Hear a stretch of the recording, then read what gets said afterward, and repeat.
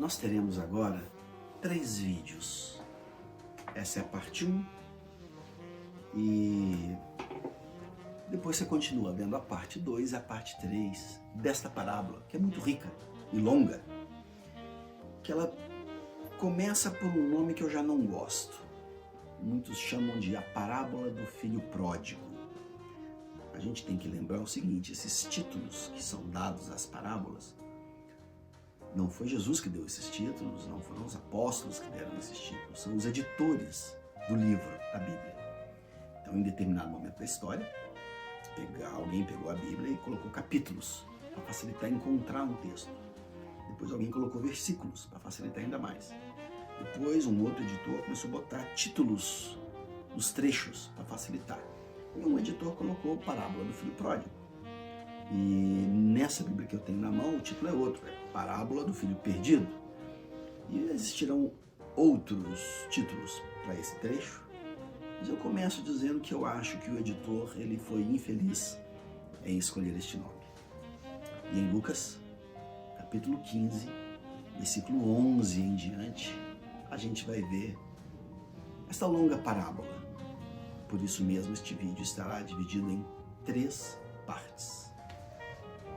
E Jesus disse ainda, um homem tinha 2 filhos. Certo dia, o mais moço disse ao pai, pai, quero que o Senhor me dê agora a minha parte da herança. E o pai repartiu os bens entre os 2 filhos. Poucos dias depois, o filho mais moço ajuntou tudo o que era seu e partiu para um país que ficava muito longe. E ali viveu uma vida cheia de pecado e desperdiçou tudo o que tinha.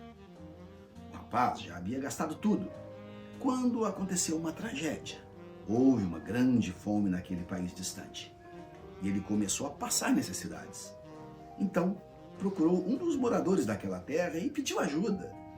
Este homem mandou para a sua fazenda a fim de tratar dos porcos. E ali, com fome, ele tinha vontade de comer o que os porcos comiam, mas ninguém lhe dava nada. Caindo em si, ele pensou, quantos trabalhadores do meu pai têm comida de sobra? E eu estou aqui, morrendo de fome. Vou voltar para a casa do meu pai e dizer para ele, pai, pequei contra Deus e contra o Senhor. E não mereço mais ser chamado de seu filho. Me aceite como se eu fosse um dos seus trabalhadores. E assim ele saiu e voltou numa longa viagem para a casa do pai. Quando o rapaz ainda estava longe de casa, o pai o avistou e com muita pena daquele filho correu e o abraçou e o beijou. E o filho disse, pai, pequei contra Deus e contra o Senhor e não mereço mais ser chamado de seu filho. Mas o pai ordenou aos empregados, depressa, tragam a melhor roupa que eu tenho e vistam nele, e ponham nele um anel no dedo e sandálias novas nos seus pés. Também tragam e matem o bezerro gordo. Vamos começar a festejar, porque este meu filho, ele estava morto e viveu de novo. Ele estava perdido e foi achado. E assim começaram a festa. Enquanto isso, o filho mais velho estava no campo trabalhando. Quando ele voltou e chegou perto de casa, ouviu a música e o barulho da dança. Então chamou o empregado e perguntou, o que está acontecendo?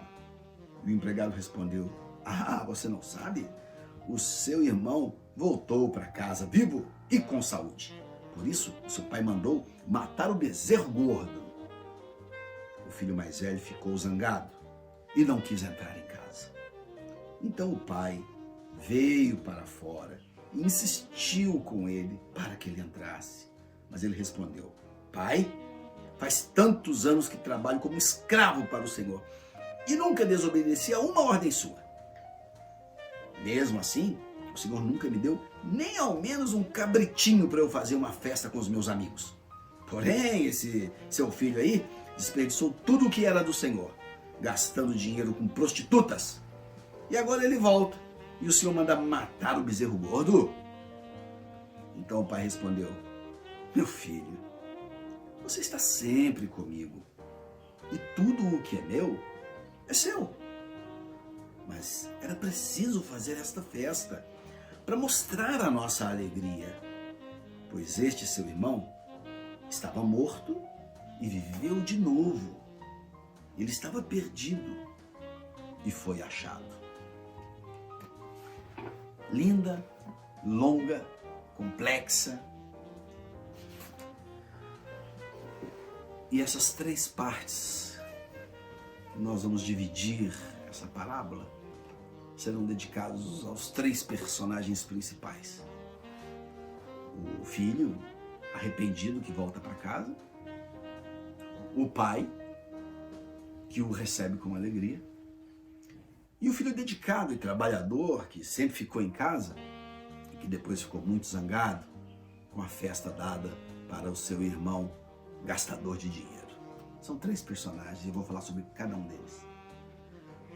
O primeiro e o mais óbvio e, digamos assim, o personagem que talvez seja principal dessa história é o que é dito como o filho perdido ou o filho pródigo, mas eu acho que é o filho arrependido.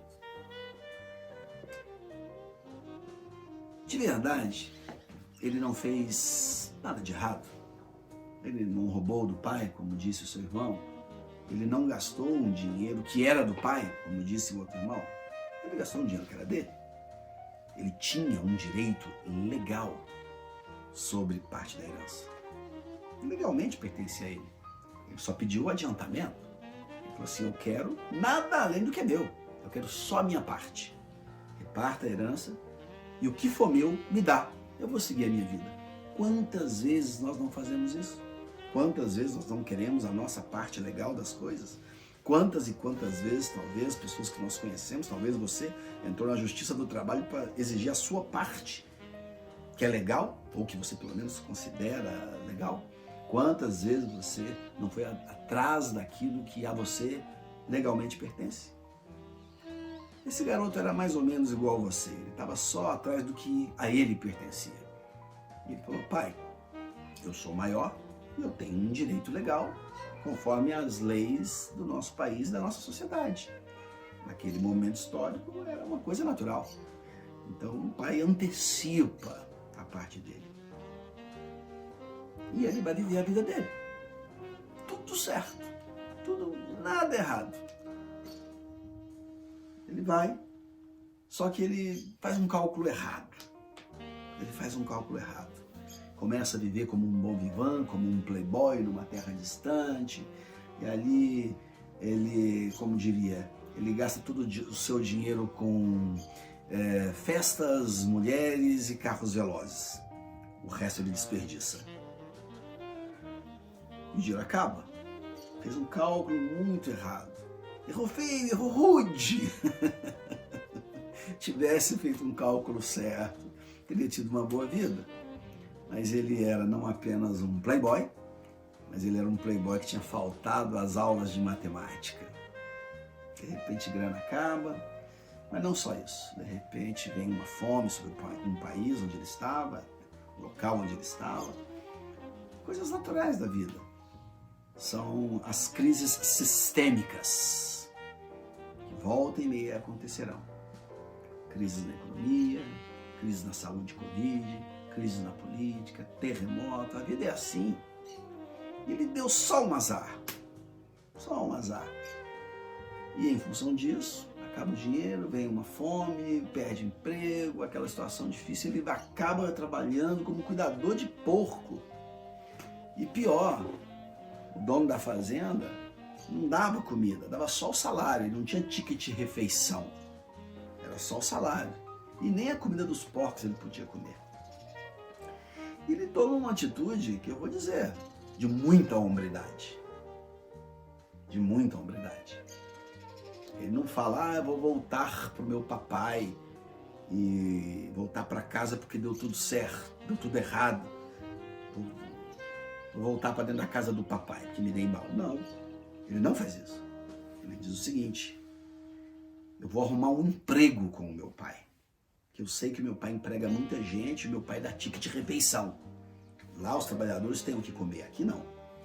E eu vou dizer isso para meu pai. Pai, eu errei, eu pequei, e eu volto, mas eu não sou mais o seu filho, porque eu errei. Eu não mereço mais ser chamado de filho. Eu só quero um emprego. Só isso que eu quero. Que esse empregador aqui é muito ruim, mas eu sei que o senhor é um bom empregador.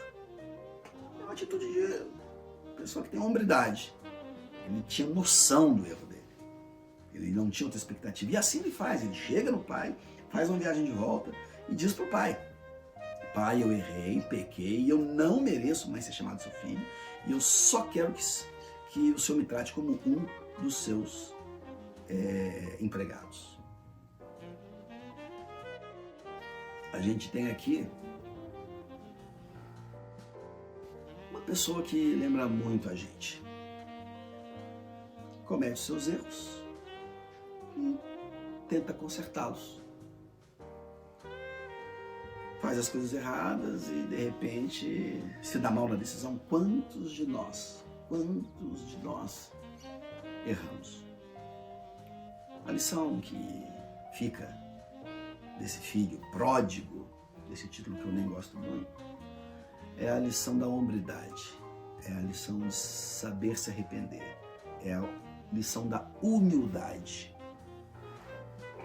Ele não foi arrogante e vaidoso, falou assim: errei, agora não volto mais para casa, e agora eu fiz, está feito. Não.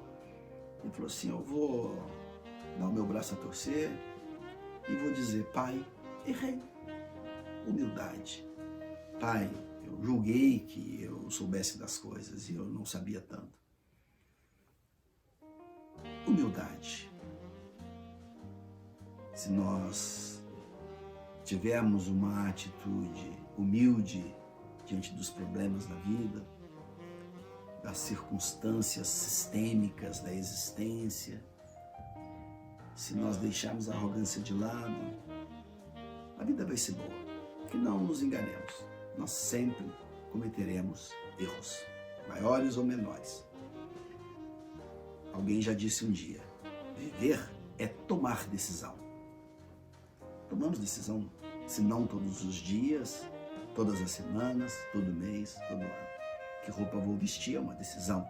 Que carro vou comprar é uma decisão. Que faculdade vou fazer é uma decisão. Que tipo de alimentação eu vou ter, uma alimentação rica em açúcares e gordura e carboidrato, é uma decisão. Isso vai tornar você menos saudável.